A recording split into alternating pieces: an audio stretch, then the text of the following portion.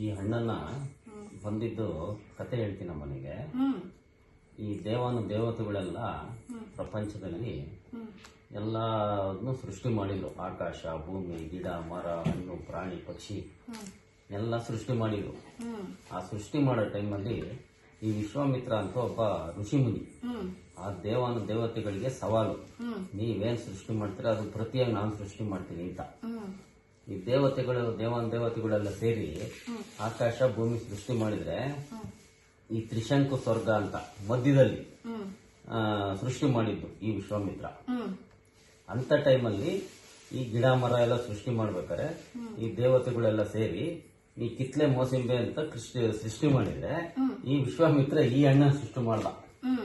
ಇದು ಚಕ್ರ.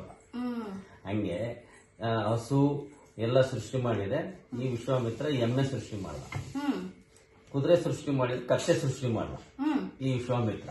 ಸೇಮ್ ಅದೇ ತರ ಇದು ಮೋಸಂಬೆ ಕಿತ್ಲೆ ಹಣ್ಣು ಸೃಷ್ಟಿ ಮಾಡಿದ್ರೆ ಈ ವಿಶ್ವಾಮಿತ್ರ ಈ ಚಪ್ಪತ್ತ ಹಣ್ಣು ಸೃಷ್ಟಿ ಮಾಡಿದ್ದಾನೆ. ಇದೇ ವ್ಯತ್ಯಾಸ ಅಷ್ಟೇ. ಟೇಸ್ಟ್ ನೋಡೋಣ ಹೆಂಗಿರುತ್ತೆ ಅಂತ. ಮುಂಚೆ ನಾವು ಸಣ್ಣ ಹುಡುಗರಲ್ಲಿದ್ದಾಗ ಊರಲ್ಲೆಲ್ಲ ಮಾಡ್ಕೊಂಡು ತಿಂತಿದ್ವಿ ಕಾಫಿ ತೋಟದಲ್ಲಿ.